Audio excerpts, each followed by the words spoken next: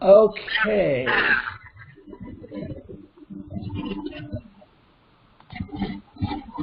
Let me see where I am here. All right, God is good. Welcome. We're doing Isaac and Jacob this week. It's in the Genesis 12 through 20, basically. And here are the sources we're using as usual. The Genesis version, or Genesis piece of the Rational Bible by Prager. He has a great list of acknowledgments of who he used in his book. And then for the scriptures that you see on the screens, I've been pulling them from Sefaria.org. It's the closest thing, in fact, it's almost identical to what Prager uses in the book. Oh, before we go, I want to mention something. I just today messed around with a website called PragerTopia.com. It's obviously a Dennis Prager thing. And for $10 a month subscription fee, among all kinds of other things you can also get audio access to his lectures on all 5 books of the Torah, Genesis, Exodus, Leviticus, Numbers, Deuteronomy, from years ago. He taught it as a course someplace. And you can listen to them at your heart's content. And I learned a couple of interesting things. One is he really does go verse by verse, almost word by word. And it's different than the book. At least I listened to his talk today on the. I was getting some noise there. Sorry. I listened to his talk today about what we're covering tonight, and it really was considerably different. Not in the big picture. The big lessons, the big truths were the same. But the detail was different from his book version of the same thing which he published, I don't know, 10, 20 years after he gave these lectures. So anyway, that's pretty cool. If you wanted to buy those lectures on CD, it would be like $500 or $600 per book. I mean, it's outrageously expensive. There's 241 hours of lecture. It's pretty crazy. So, but anyway, if you want to pay in the order of $10 a month and listen to them over time, you can do that. All right. This is not from the book, the text that we're using. This is just my little throw in here to remind us that, as if we need to be reminded, families are messy, full of drama, deceit, lying, feelings, etc. In addition to all the great stuff that families have, they're also very messy. And the point that I'm making here, or about to make, is the Torah is very real about that. The Bible doesn't cover up or hide family dysfunction. Dysfunctional families abound in the Torah.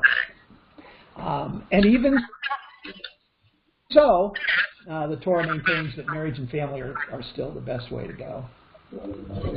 Okay, so here we're picking up with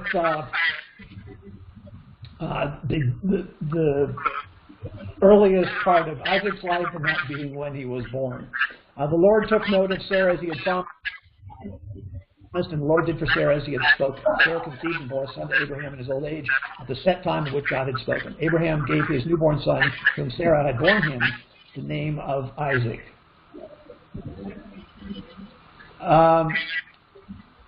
You'll notice here that the Lord took note of Sarah.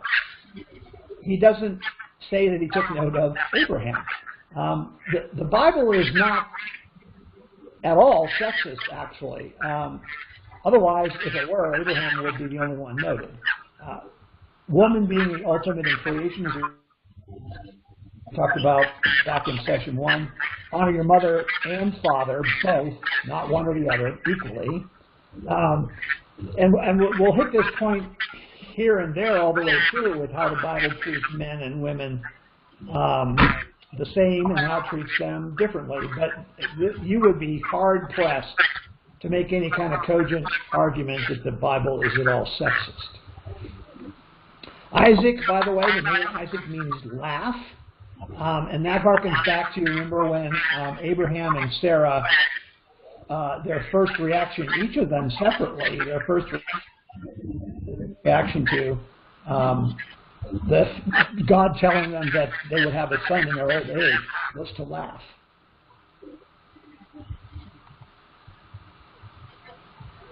But God said to Abraham, "Do not be distressed over the boy or your slave. Whatever Sarah tells you, do as she says.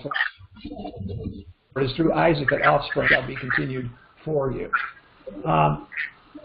At this point, Isaac is about 2, and Ishmael, remember, the son of Hagar, about 16. And Sarah sees them at play. She gets upset and tells Abram to cast out Hagar and Ishmael. She gets worried, I guess might be one way to put it, about her son not being the favored son. There's jealousy here. Families are messy, right? And as we all know today, as well as back then, few things distress a marriage more than child rearing or child rearing choices, especially when one of them is a stepchild, which Ishmael was to Sarah. And Abraham was understandably distressed also about the uproar or distress that this was calling for or creating. But God tells Abram here in 21:12, do not be distressed. Whatever Sarah tells you, do it. God sides with Sarah despite her nastiness, probably because Isaac was part of God's plan.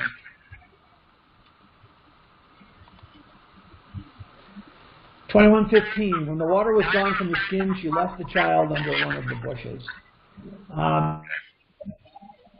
Abraham sends Hagar and Ishmael out pretty much as Sarah requested or demanded. And he sent them with very meager provisions, which is interesting. Abraham was a wealthy guy. So why did he send them out basically with nothing to support themselves for any length of time? There are some possibilities. One, maybe he didn't want to upset Sarah and make it look like he was overly protective of Hagar and Ishmael. Maybe God told him that he would care for them. We never hear of that, but it's possible. We don't hear of everything that God may or may not have said to these patriarchs and such. Another thing you can wonder is when they end up out, when they, Hagar and Ishmael, end up out in the wilderness without provisions, Hagar leaves Ishmael under a bush to die. Why did she do that? What was the issue? Well, again, you can sort of speculate why a mother might do that. But the truth of the matter is we really just don't know why. But bottom line is, God hears their cry and saves the two of them in the wilderness at a place called Beersheba.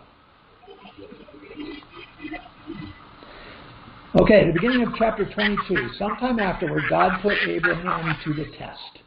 He said to him, "Abraham?" And he answered, "Here I am."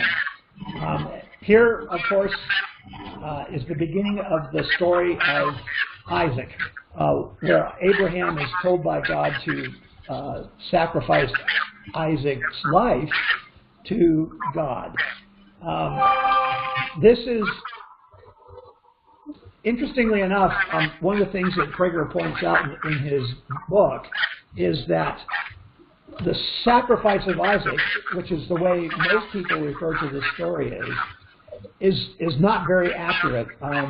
Obviously, since we all know the end of the story, I'm not spoiling anything here, Isaac is not sacrificed.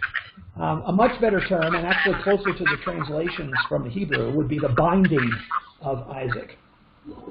And this verse, among other things, makes it very clear right from the very beginning of the story, about 6 words in, to the test.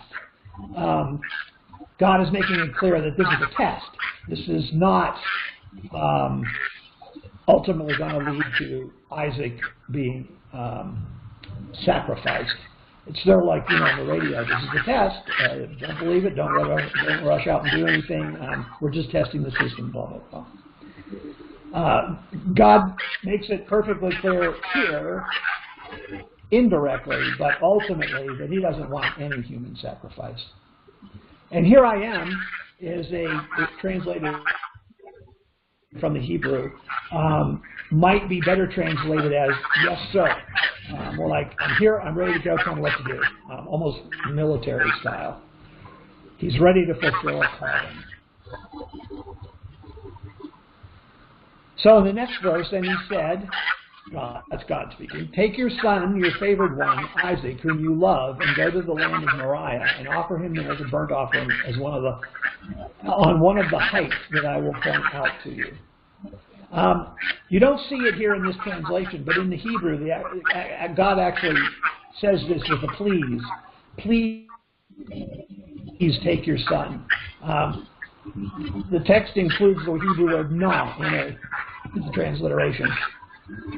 And that's the word please. And it occurs like 60 times in Genesis, but only 5 other times in the rest of the Old Testament.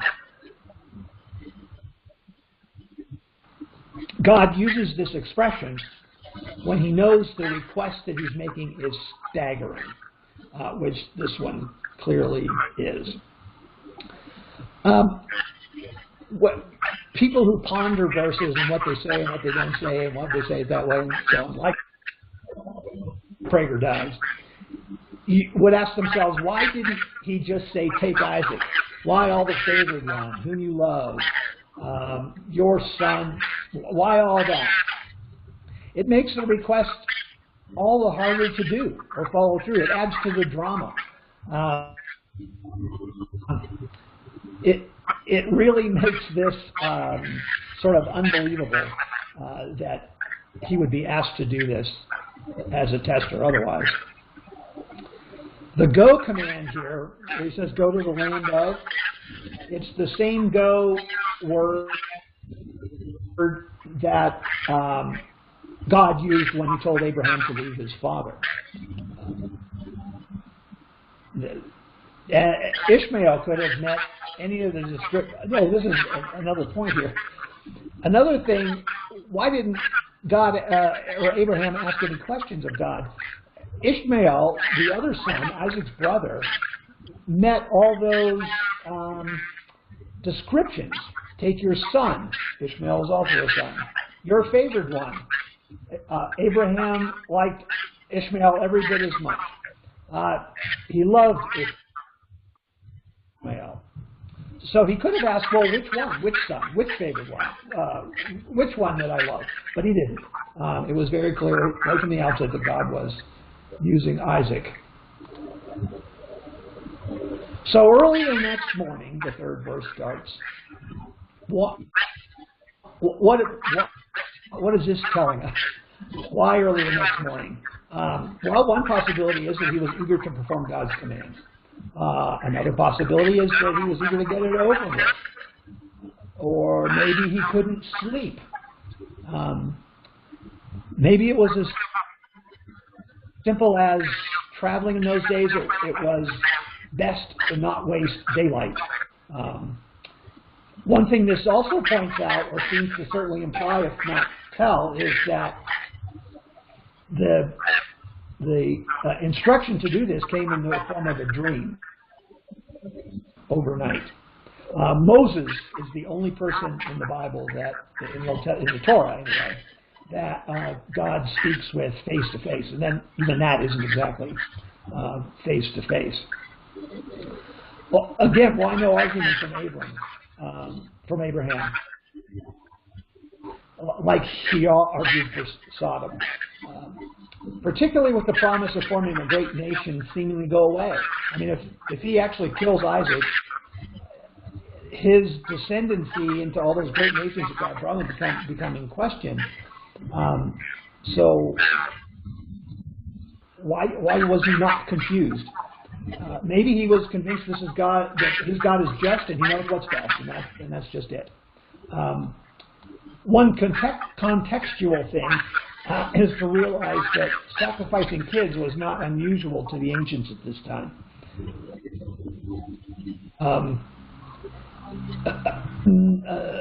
In a way, Abraham represents all of us believers, or every believer who came after him, that what God does isn't necessarily fully understandable.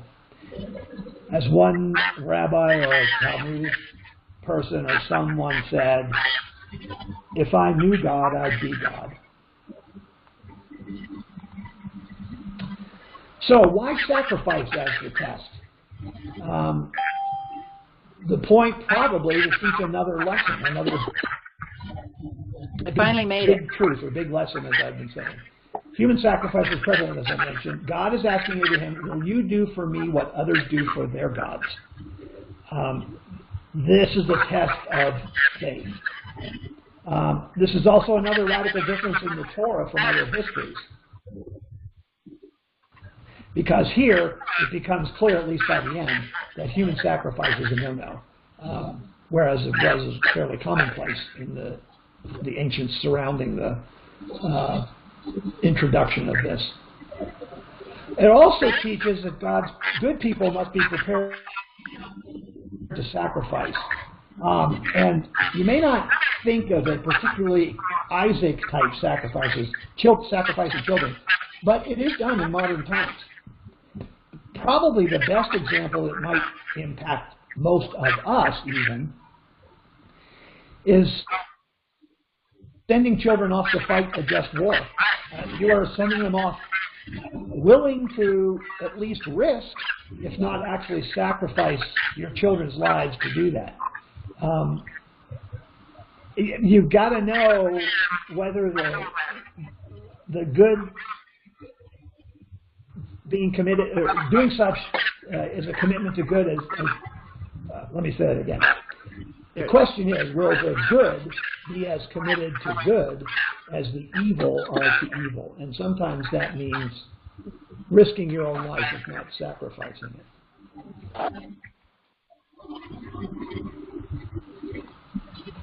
On the third day, Abraham looked up, saw the place from afar. No record of any talking during this 3 days.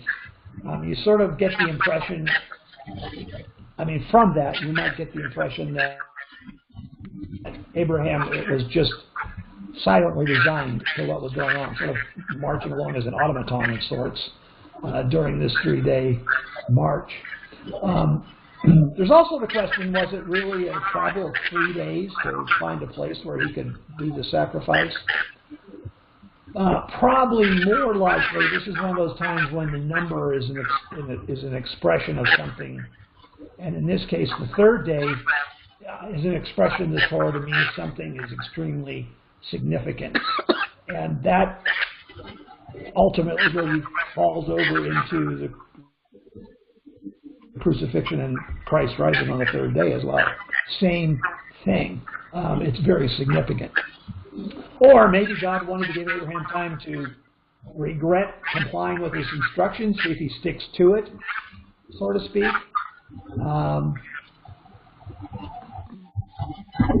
And I don't know, he might have needed that much time to think about what he was going to tell Sarah, his wife, after he comes home and tells her that he sacrificed Isaac at God's instructions. Another interesting thing here is that Abraham looked up. If he looked up here at this time, maybe what he'd been doing on the 2 or 3+ day march is looking down the whole time. Looking down like you might do when you're depressed, basically kicking pebbles as you go. So we're a little further along in this story. Abraham, and at this point, Abraham and Isaac's age is not stated, but we can put a range to it. He must have been old enough to carry a load, which in other verses it describes him doing. And in other verses, it's made clear that Isaac understands what's needed for this ritual. He's old enough to know something about what's going on.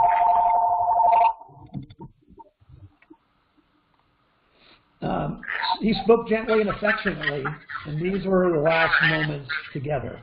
Then Isaac said to his father Abraham, "Father," and he answered, "Yes, my son." And he said, "Here are the firestones and wood, but where's the sheep for the burnt offering?" Clearly, he understood what was going on. So, in the next verses, Abraham binds Isaac, puts him on the altar.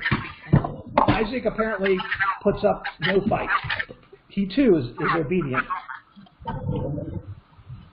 Another interesting analogy, or interesting connection, like I mentioned a minute ago, that the third day here might be related to the third day Christ rose from the dead. Here's another Old Testament Jesus connection. Isaac carried the wood for this sacrifice, as did Jesus carry the wood, the cross, to Calvary for the sacrifice of the Son of God.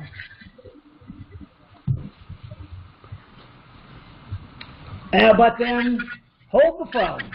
An angel of the Lord called to him from heaven, Abraham, and he answered, "Here I am," the same "Yes, sir" that Abraham spoke earlier. And he said, "Do not raise your hand against the boy or do anything to him." It took God to convince Abraham to do this, but it only took an angel to stop him, which makes sense, right? He would be happy if someone walked around a rock and told him to stop it, you would think anyway.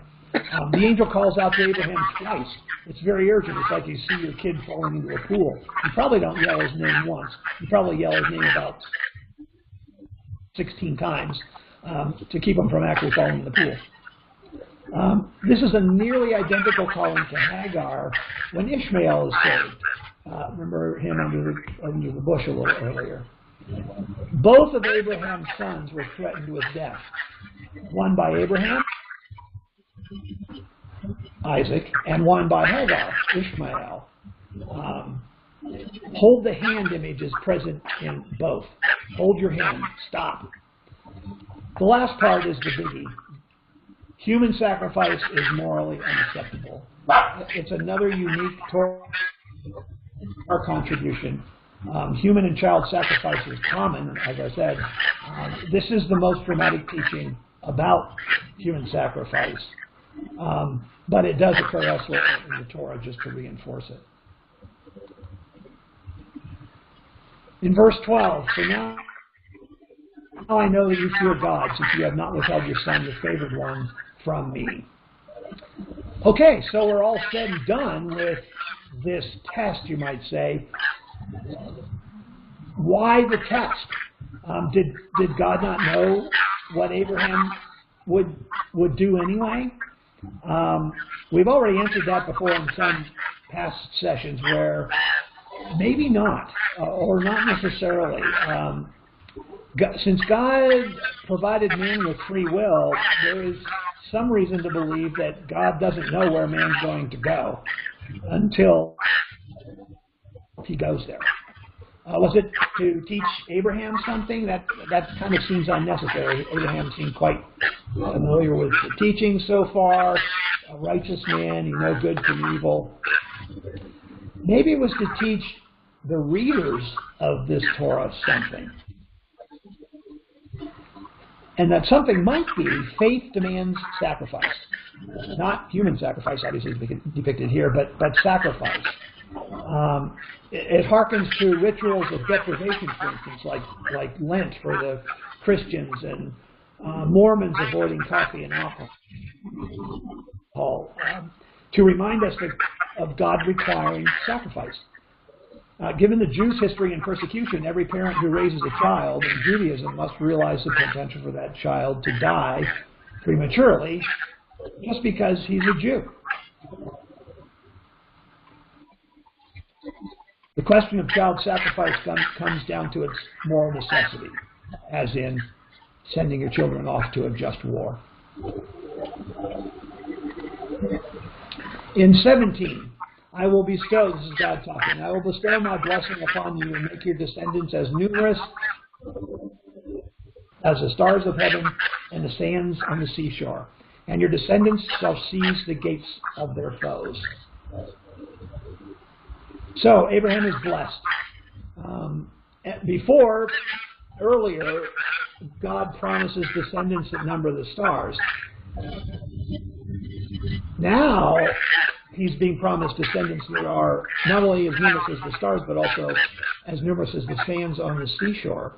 And to the ancients back in the day, the second accounting would have been far more impressive. Obviously, if you have no equipment to otherwise discern things, there's not nearly as many stars in the sky at night. And roughly the number that you can see with the naked eye is about 3,000. As there are sand grains on the beach. Just try and count those someday and you'll quickly come to that conclusion. Studies suggest that about 108 billion humans have been born in all time. That's how many, roughly, how many humans have lived on the earth since humans were a thing. 7.5 billion of those 108 are alive today, or roughly 7%. So we have a long way to go to get to the number of stars or the number of sand grains to fulfill this prophecy, you might say. Just to give you an idea, billion has 9 zeros in it, right? The number of stars, actually the number of stars in the heavens is actually more than the grains of sand on the earth, as best we can tell. Roughly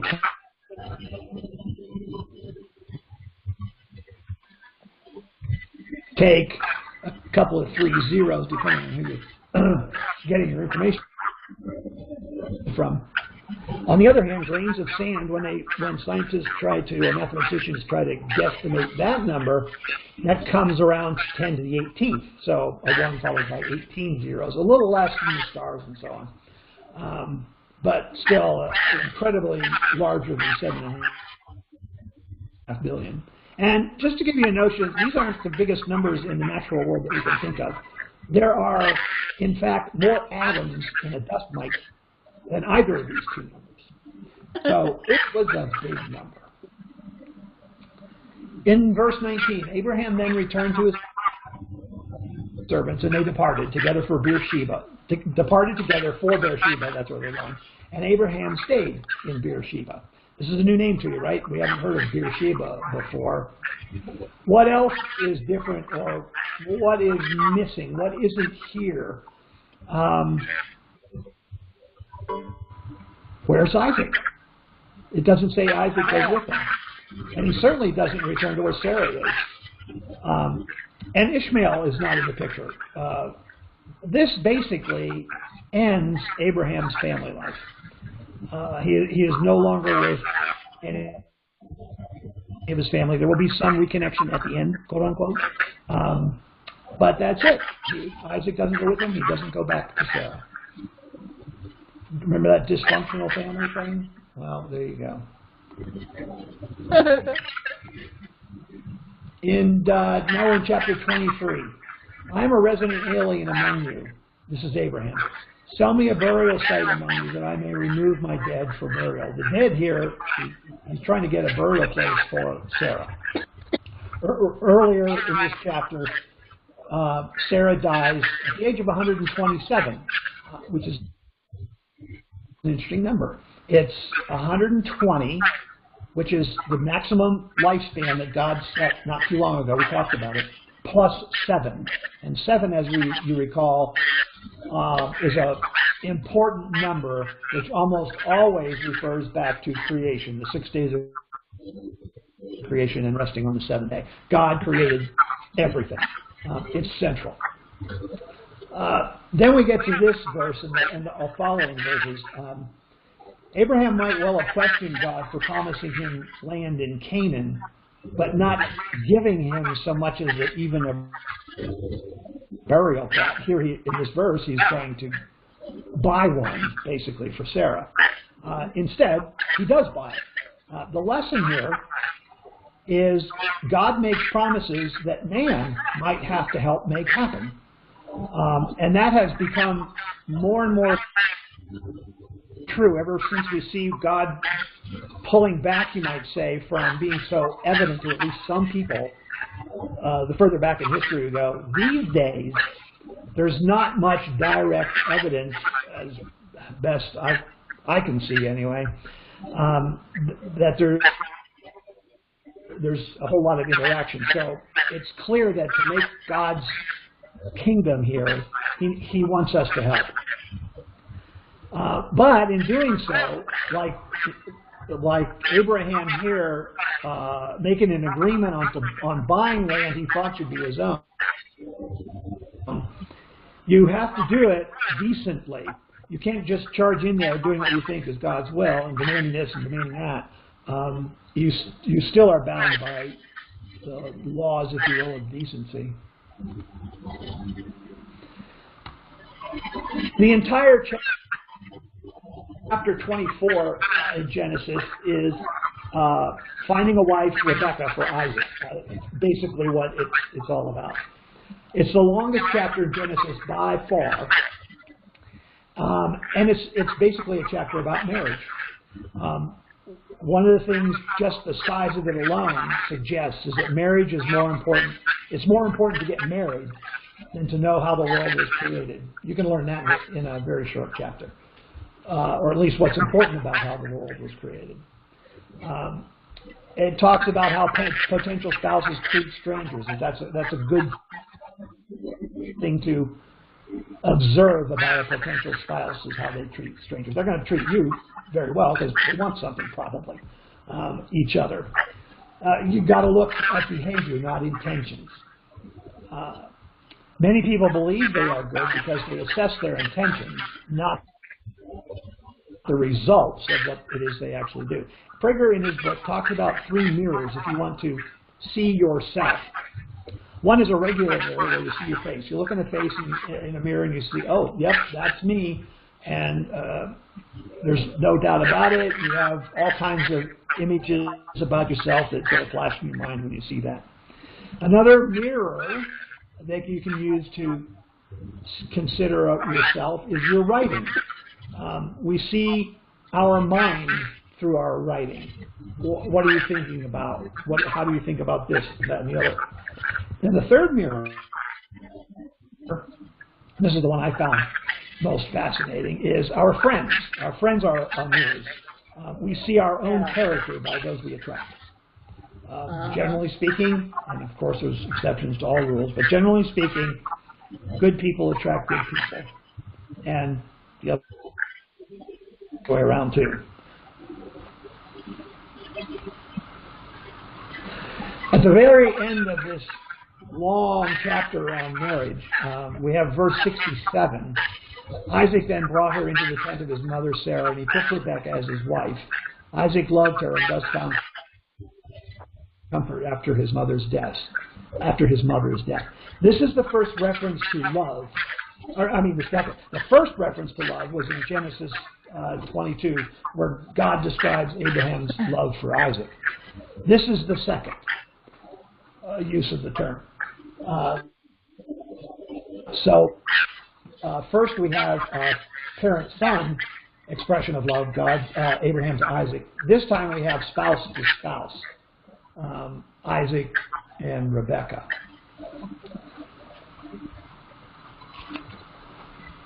It's interesting to point out, we're not really going to deal with this a lot, but it's clear in the rest of the surrounding verses that Isaac married Rebekah first and loved her later.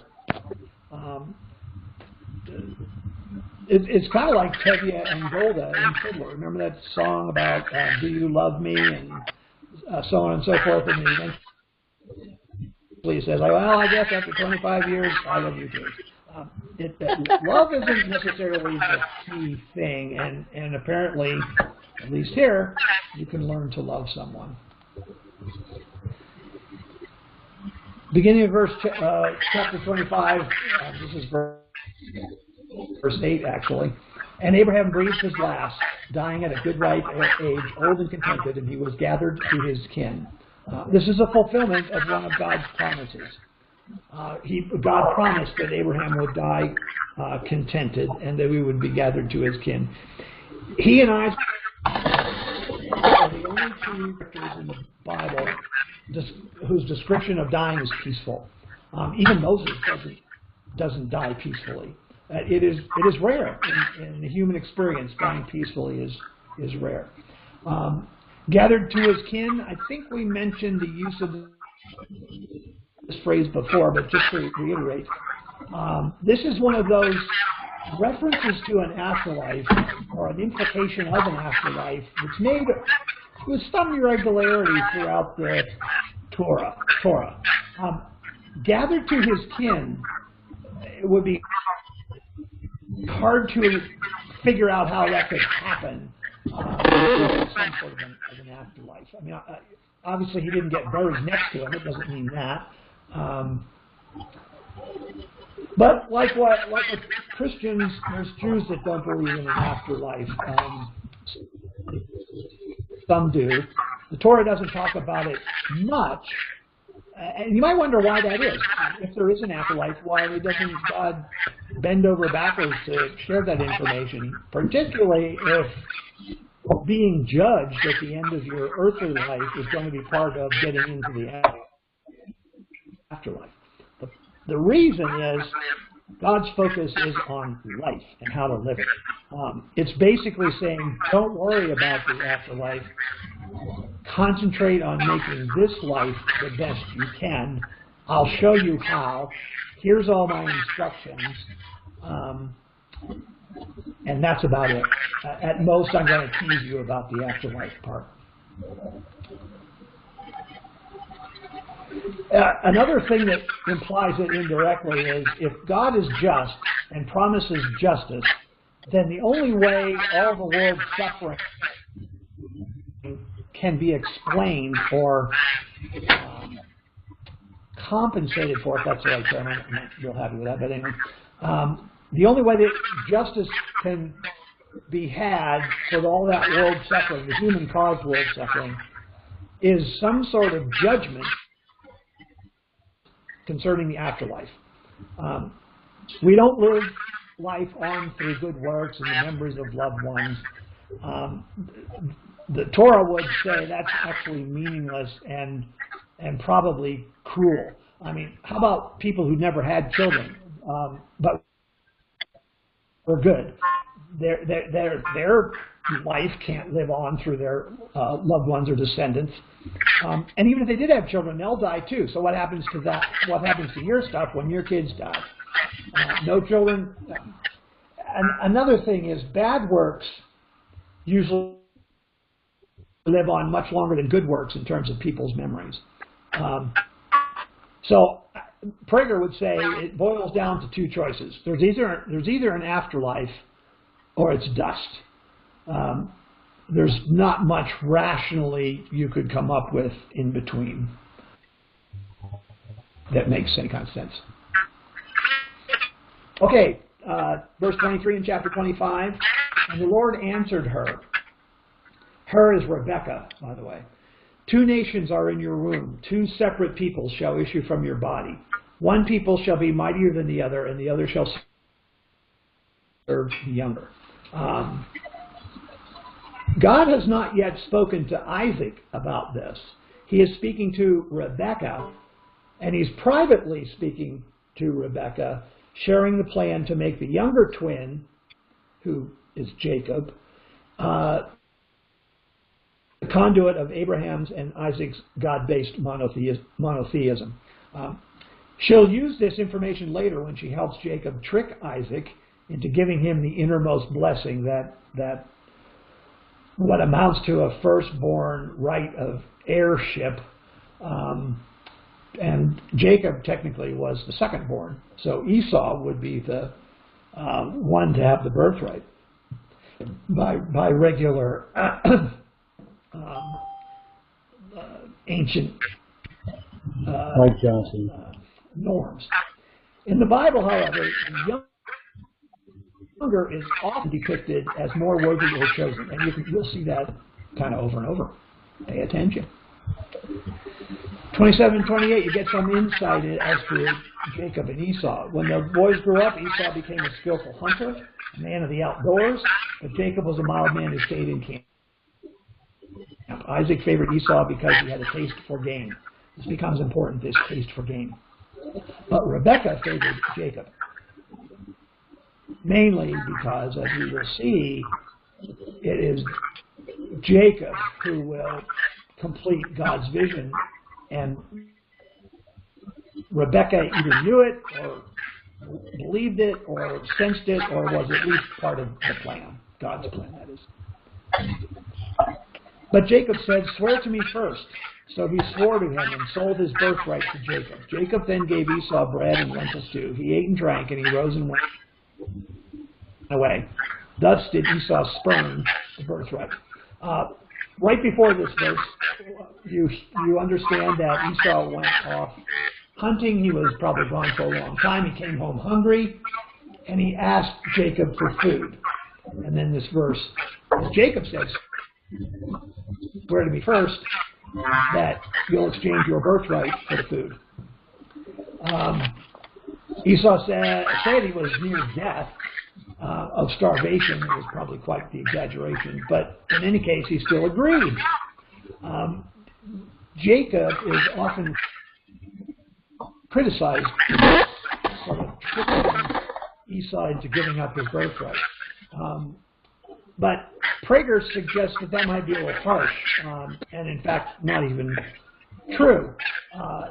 Jacob didn't trick his brother here.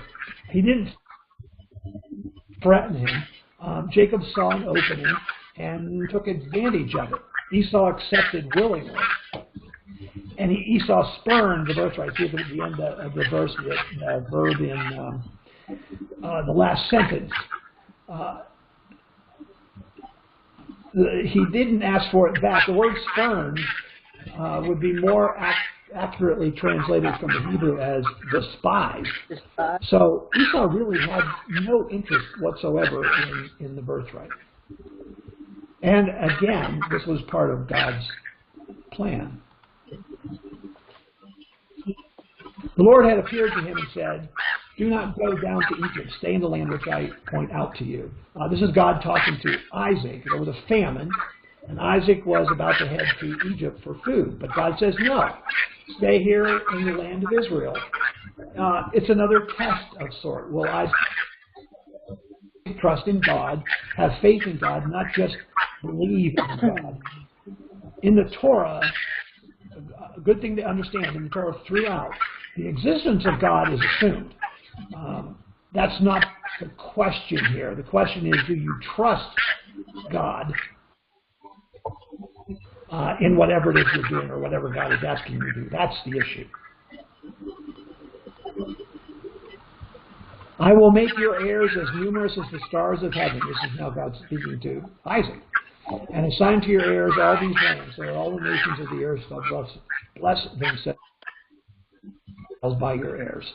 The Jews' purpose is to be a vehicle for God's blessing on the entire world. This is stated at least 5 times in the book of Genesis. God wants a people to bless all mankind. The fact that God wants a people to bless all of mankind is another Torah verse. That's not a concept in other ancient histories or books of some sort of religion, pagan or otherwise. Okay, so here we have Abimelech. He was the king. This promise was, well, let me read the verse. Chapter 26, verse 11. Abimelech then charged all the people, saying, "Anyone who molests this man or his wife shall be put to death." This was to Isaac, and he probably realized promise was needed because strangers were often treated harshly, even killed, rarely treated well. It's one of life's puzzles, is it not, to know when to trust a stranger. And in decent societies, if you're in a Prager kind of puts it this way.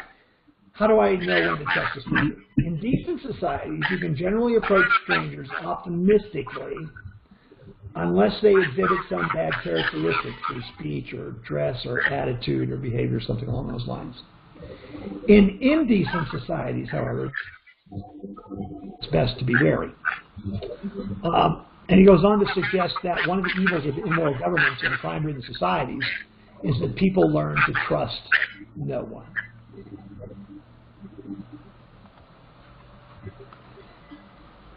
And the Philistines stopped up all the wells which his father's servants had dug in the days of his father Abraham, filling them with earth. Isaac was a very successful farmer, agricultural person, the only one of the patriarchs to be a farmer. And he grew very wealthy to the point where he grew jealous and stopped up his water wells. Well, there's a bigger picture here. The Philistines really had two choices when they saw how well Isaac was doing. They could envy or they could emulate. America, in its history and early history, beginning history and early history, started out emulating. When they saw somebody doing well, they figured out a way to do even better. Well, they figured out a way to do that same thing even better. And it just kind of grew and grew and grew. Today, or as we get closer to today, I fear that envy and resentment are practiced more and more, with the idea of emulating success is going into the shadows. May or may not be an accurate observation, but it doesn't change the fact that emulating success is far better than envying it. Envy of Jewish accomplishments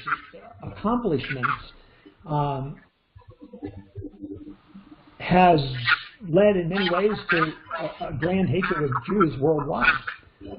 In this case, they could have learned from Isaac how to better dig their own wells and raise crops as well as Isaac does. When Esau was 40 years old, he took to wife Judith, daughter of Beelah the Hittite, and Basemath, daughter of Elon the Hittite. And they were a source of bitterness to Isaac and Rebekah. This is one of the disappointments, I guess, Isaac and Rebekah had with Esau.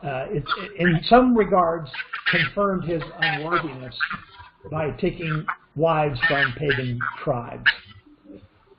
Don't let that paint too terrible a picture of Esau for you, though, because in the big picture, Esau is not a bad guy.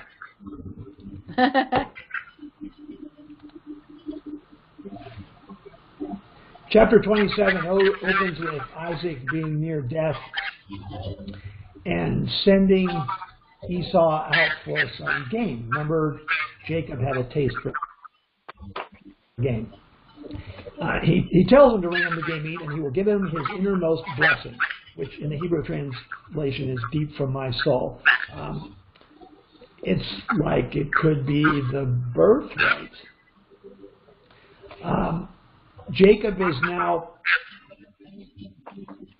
reneging sort of on the plan. We might have expected more substance from the patriarch, but this is, again, one of the very unique things about the Torah. The Torah tells it like it is, or was. It doesn't cover up the failures or inadequacies of even its patriarchs. But Rebekah overhears this and plots with her son Jacob, Esau's brother, to fix things. Whoops. And that's what we see here in verse 8. Rebekah is talking to son Jacob. Now, my son, Jacob, listen carefully as I instruct you. What's the big truth here, or what's a big truth here? Sometimes human intervention is required to execute God's will. In the Torah, it is not permitted for humans to stand by and wait for God to act. Humans are as responsible for completing God's plans as God is. A good example: many Jews stood by while other Jews tried to reestablish Jews in Israel. A movement called Zionism. Oh, yeah. Those same Jews, if still alive, saw their error of their ways in 1948 when Israel became a state, because of the actions of other human Jews who did do something about it. And another interesting point here is the women in this family, and in much of this family, are the strongest people. It's Rebecca who keeps the plan on course, even if deceitfully, one might say.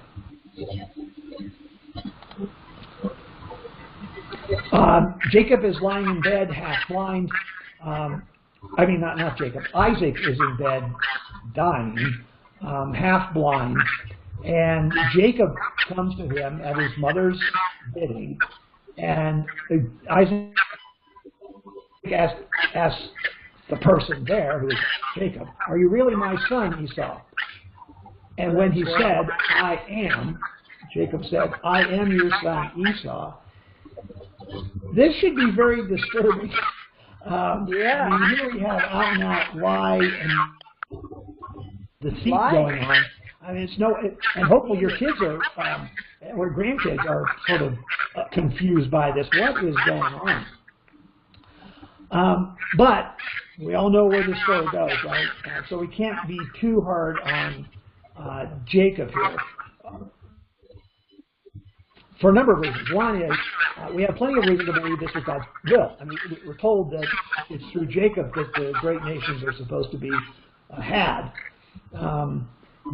Jacob had actually purchased the birthright from Esau, as we talked about a few slides ago.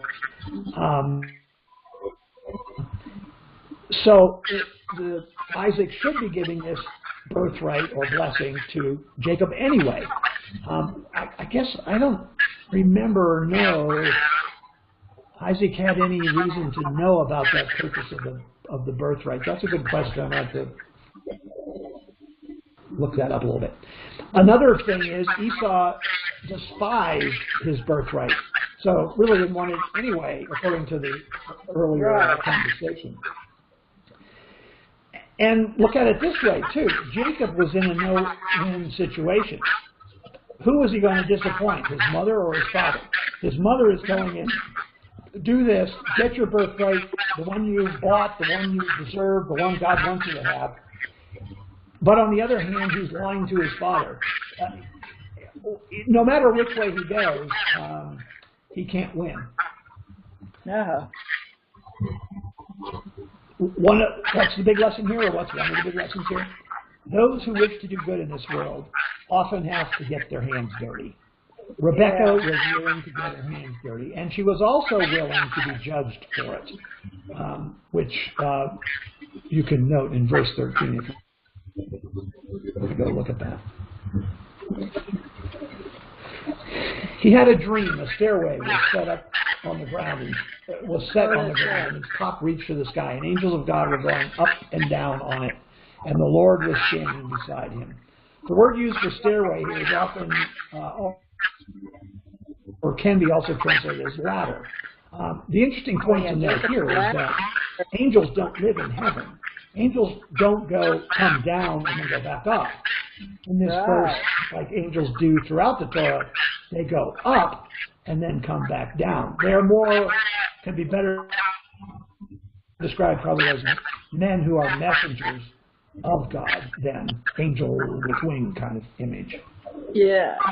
Sometimes the phrase standing beside him is translated as standing at the top. In any case, God was close to Jacob, not far at all. there are a number of ways to perceive God, and that's kind of what we're talking about here. And these are all alluded to or referenced in the Torah. Sometimes the contact can be direct and unmistakable. Sometimes we can call out,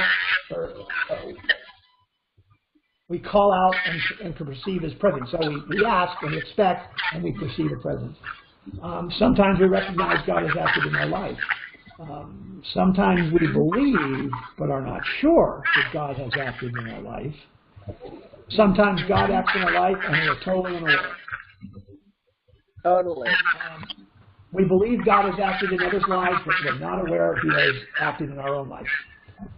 And we believe God knows us, but does not necessarily intervene. All of these are consistent with the Torah. In chapter 28, remember, I am with you. I will protect you wherever you go, and you will bring back to this land. I will not leave you until I have done what I have promised you. Mm-hmm. But this doesn't mean that we can expect God to protect us all the time. Even Jacob could not expect that. And in fact, Jacob suffers a great deal. Probably what God is referring to in protecting us is protecting us from our greatest fears. Not necessarily our enemies or suffering. Clearly, God does not protect everyone from suffering.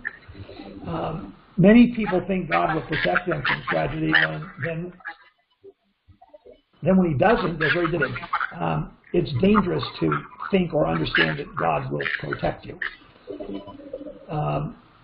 In the Bible, God protects people until the mission is accomplished, and then that's it.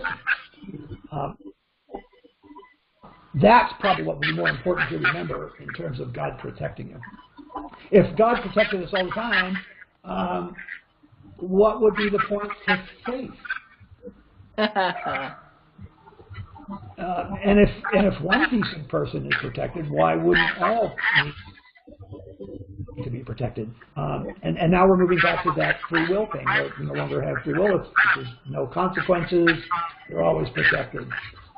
Right from the get-go, the path that Adam and Eve chose had its consequences. And this is one of them. What can we expect from God? God will honor His promises and will provide ultimate justice. Jacob then made a vow, saying, if God remains with me, if He protects me on this journey that I am making, and gives me bread to eat and clothing to wear, and if I return safe to my father's house, the Lord shall be my God. And this stone which I have set up as a pillar shall be God's abode. And of all that you give me, I will set aside a tithe for you. A tithe being 10% of your income. This sounds a whole lot like Jacob is striking a deal with God.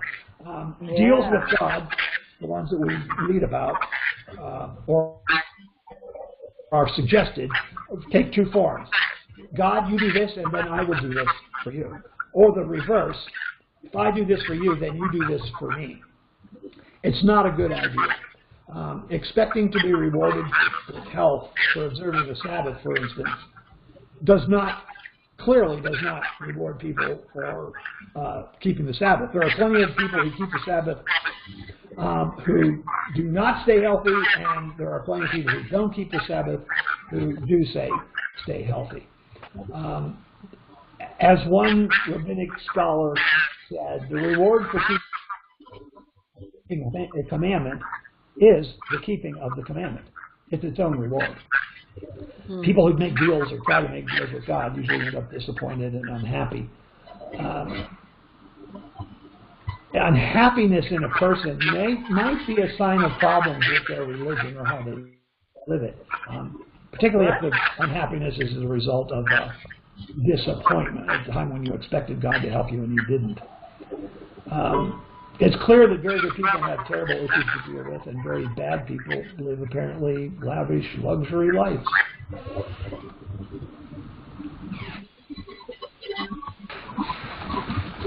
Okay, then Jacob kissed Rachel and burst into tears. Jacob is journeying to find a wife.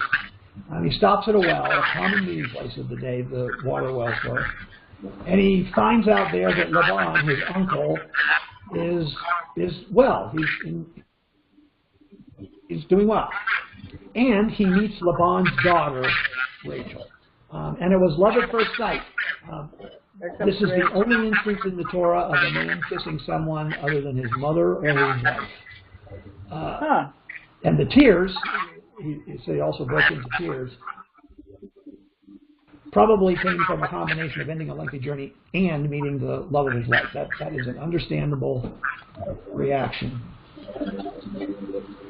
Rachel had a sister, Leah. And in verse 17, it says, Leah had weak eyes, Rachel was shapely and beautiful.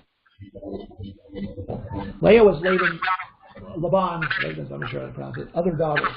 And the word weak here could mean a number of things, including more accurately translated as soft eyes. Also could mean that she had poor vision. The Torah here could be comparing the beauty of both or contrasting their attractiveness. It's hard to tell. Either way, though, it's pretty clear that Rachel wins the beauty score. An interesting thing this says about the Torah is not prudish. It deals directly with human sexuality. And the ugly truth, like the title of that movie, let's see, where did it go? I lost my place here. Page 3. Yeah, here we go. The ugly truth, like the title of that movie, female beauty matters. It is a painful and unfair fact of life, but it matters. To the male, looks matter. But unlike in the animal world, it's the human female that attracts the male. Physical beauty is the first thing a man notices, and interestingly enough, it's usually the first thing other women notice as well. But a man loves a woman simply for her beauty, doesn't really love her. I mean, we all understand that. The Torah understands that. But it's a natural male trait, natural instinct, built into, hardwired, that men are attracted to beautiful women. And parents or society, they don't do their daughters any favor by telling them that looks don't matter. The power of the visual in the male wiring is sort of unimaginable to anybody but a male. When morning came, after Jacob had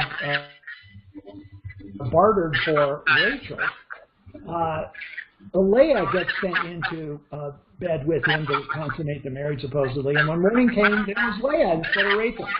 So he said to Laban, "What is this you have done to me? I was in your service for Rachel. Why did you deceive me?" And he was in his service, by the way, for 7 years in order to earn, quote unquote, Rachel. What was going on? Well, this was a primitive time and place, etc. It might have been not considered all that odd or strange or even unfair. Maybe Jacob was a bit inebriated from the feast that went along with the celebration of his marriage. Many people, quote unquote, sleep with or work for illusions. It was Leah there. It was an illusion that it was his wife. One author, a guy named Kostler, I'm not sure how to pronounce it, eventually realizing he'd been sucked in by the beauty that did not materialize in communism, said, "Why have I been working at this so hard?" So what's Jacob's answer? Okay, I just slept with Leah, so she's my wife, but I still want Rachel. So he bargains with Laban to buy Rachel for another 7 years of labor. And by the time they reach chapter 29, both Leah and Leah has had several children with Jacob, and Rachel at this point has had none. When Rachel saw that she had borne Jacob no children, she became envious of her sister, and Rachel said to Jacob, "Give me children, or I shall die." Abraham has expressed similar ideas. It's a sentiment, and what I'm talking about here is the notion that a womanless child wants to die or somehow deems herself inadequate or unfulfilled or no good. It's a prevalent sentiment in most societies throughout history. But what the Torah tries to make clear is this. First of all, there's two words in Hebrew for women. One is Isha, which refers to the fact that woman was taken from man, is the same as man, is equal to man, and can advance in anything a man can do. The other is Shava, which has the sense of mother of all things, which men clearly cannot be or do. So under Isha, or Aisha, however you pronounce it, a barren woman is capable of any achievement a man can do, including having a meaningful, childless life. There is still plenty of opportunity to do good. Interestingly enough, or ironically in this case, Rachel does die giving birth to her second child.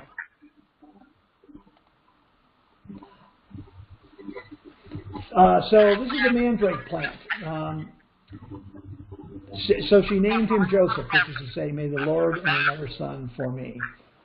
The balance of chapter 30 is all about Leah and Rachel having children, having them through concubines, buying rights to lie with one another, and lying with mandrakes, which supposedly had power to enhance sexual pleasure and induce pregnancy and all that stuff. God shows the foolishness of nature gods and idols, because in this story, the one with the mandrake does not get pregnant, and the other one does. Okay, let's see. By the end of this chapter, Rachel has had Joseph, and they're talking here about rods and goats and sheep and how they do animal husbandry. Jacob wanted to get out of Laban's land, and Laban acknowledges that Jacob did for him what he offered to pay, blah blah blah. But Jacob says no. Ultimately, so Laban says, "Okay, take the spotted animals, and I'll take the spotted animals," and Laban agrees. But then at night, Laban removes all the spotted animals, so that when Jacob comes to pick from them, there aren't nearly as many left. And there weren't that many to begin with. It was kind of the spotted ones, the odd ones, or the rare ones. But Jacob prospered anyway. Meanwhile, Laban had gone to shear sheep, and Rachel stole her father's household idols. Here's Rachel being a naughty girl again. Jacob leaves after explaining to his family how Laban had sown each other against him. Laban received all the fruits of Jacob's 14 years. The daughters got nothing. They lament, blah, blah, blah. And while Laban was out shearing sheep, Rachel stole the idols. One theory is that she did so to wean her father from idol worship. Well, if she did that, why did she not just bury them or dispose of them or hide them or something? Why did she bring them with her? She also might well have believed still in pagan gods. There's a term for this, syncretism. It means merging pagan beliefs with one true God. It kind of reminds me of the story, and reminded Trigger of the story too. Niels Bohr, the famous physicist, was asked why he kept a rabbit's foot on his desk. People ask him, "You don't believe in that, do you?" And he said, "Oh, of course not. But they say it works whether you believe in it or not." So there is a point here. Okay, I see it's 8:11. I'm going to stop here. Let me run on down. Let's make a note 41. I'll see that later. Okay, let me turn things back on. If I can figure out how to do that. There's a few slides left. We can start with them next time. Week, right? We'll be doing mostly with the Joseph story, which we introduced to at least a little bit. We know Joseph had been born by the time we left this story. So I turned the microphones back on. Any questions anybody wants to ask? And this is 2 weeks away, by the way. Right, yeah, happy Labor Day Tuesday weekend. after Labor Day. I actually want to Jamie? ask a question. Oh, good. Okay. Jamie, I got- Turn the volume back up. Barbara. Oh, yeah, go ahead. Jamie, Yeah. I have had a lot of background chatter throughout the whole thing today. I didn't Me know if you too. had muted it or not. It's like, it's totally garbly It was- chatter the whole way through. It was very hard to understand you. Oh, really? Yeah, it's so a I don't know background if you conversation. unmuted it instead of muting it. Oh, maybe I... The Did you hear all microphone kinds of is background noise, or it just wasn't me? It's doing it right now. I can hear it. Yeah, it is for me too. Huh. What is that, I wonder? Well, I don't know. Well, I'll listen to the recording and see if I can, if there's a better version of the recording to make it better anyway. It's like you have the microphone on and there's a phone call going on. Well, that's weird. I don't know. I was talking to Michael earlier before we got started. But And he my suggested microphone that has no slack. it has no what? There's a lot of background noise Then there's when you talk. It's happening now. I heard Alice talking all the time. He heard who? He said he heard Alice talking. Oh. Well, Well, it's because I maybe can't it's his already voices. turned off. I guess that's possible. Yeah, maybe you didn't have it on mute. Yeah, that'd be too bad. Well, I'll see how the recording is. If it's any better, I'll use not the recording I normally use. There's a audio only recording that's also made. Maybe it's clearer. But the picture and the sync with you was good. Well, I still can't get the picture, but I did get your slides. Thank you. Okay, good. And as I usually do, the slides with the notes that I'm speaking from, with the pictures, will be available, so you can kind of read through that if that helps. Yeah, thank you. Yeah, yeah. That's been true all Good along. slide. That was very good. Yeah, I can see the slides. But Okay, I well, can't- see you soon.